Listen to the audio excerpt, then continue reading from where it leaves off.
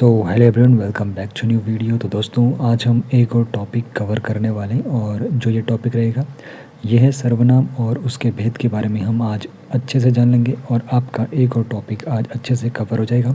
तो सबसे पहले सर्वनाम की परिभाषा। सर्वनाम, जिसको अंग्रेजी में प्रोनाउन भी कहते हैं, तो सर्वनाम उन शब्दों को कहते हैं जो संज्ञा के स्थान पर प्रयोग किए जाते हैं। तो सर्वनाम का जो प्रयोग होता है सर्वनाम शब्दों का, वो संज्ञा के स्थान पर किया जाता है। इनका उपयोग वाक्यों में संज्ञा की जो बार बार पुनरावृत्ति होती है, यानी कि रिपीटिशन अगर संज्ञा का हो रहा है तो वहाँ पर सर्वनाम का इस्तेमाल किया जाता है।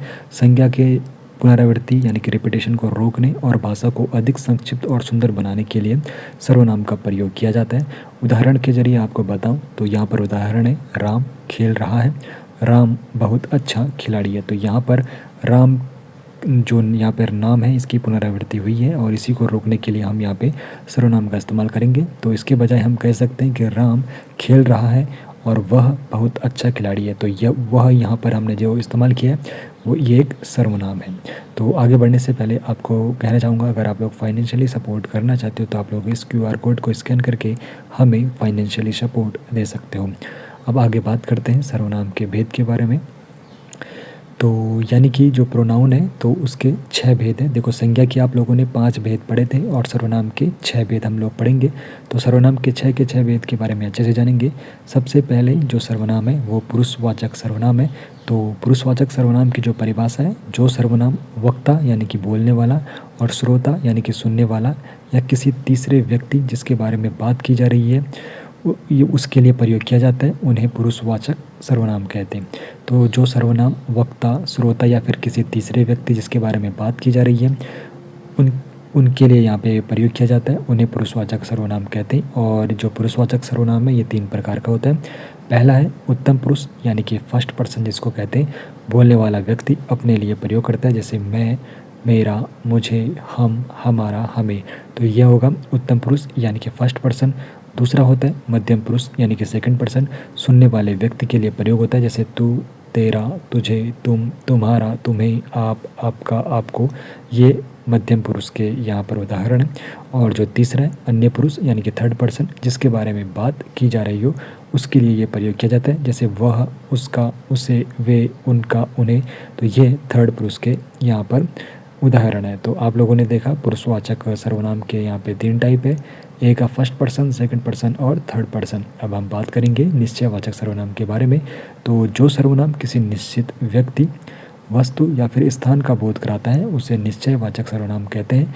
यह निकट या फिर दूर की वस्तुओं के लिए भी प्रयोग होता है, जैसे यह मेरी किताब है। तो यहाँ पर निकट की यहाँ पे विशेषता बताई, यहाँ पर सर्वनाम बताया जा रहा है निश्चयवाचक।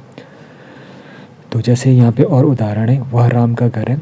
तो यहाँ पर राम का घर है, यहाँ पर राम के घर के बारे में बताया जा रहा है। ये सब बच्चे खेल रहे हैं। तो यहाँ पर बच्चे नज़दीक है तो निकट की यहाँ पे बताया जा रहा है निश्चयवाचक के बारे में।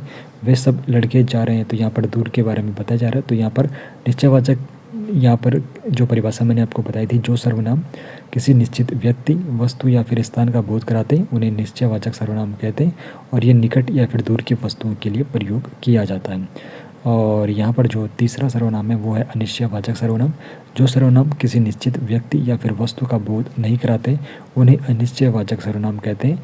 जैसे यहाँ पे उदाहरण है, दरवाजे पर कोई खड़ा है। तो कौन है यहाँ पर निश्चित नहीं है। दूध में कुछ गिरा है, तो क्या गिरा है ये भी यहाँ पर निश्चित नहीं है उदाहरण के जरिए। मुझे कुछ भी नहीं चाहिए, तो यहाँ पर भी ये निश्चित नहीं है। तो ये आपका अनिश्चयवाचक सर्वनाम हो गया। उसके बाद अगला जो यहाँ पे जो सर्वनाम का भेद है यानी कि टाइप है वो है संबंधवाचक सर्वनाम। तो जो सर्वनाम वाक्य में आए दूसरे सर्वनाम या फिर संज्ञा के साथ संबंध प्रकट करते हैं उन्हें संबंधवाचक सर्वनाम कहते हैं। तो इसकी उदाहरण है, जो बोएगा सो काटेगा, जैसी करनी वैसी भरनी, जिसकी लाठी उसकी भैंस। तो ये आपका संबंधवाचक आपका सर्वनाम हो गया। उसके बाद हम अगला पढ़ेंगे प्रश्नवाचक सर्वनाम। तो प्रश्नवाचक सर्वनाम जो होता है वो होता है जो सर्वनाम प्रश्न पूछने के लिए प्रयोग किया जाता है, उन्हें प्रश्नवाचक सर्वनाम कहते हैं।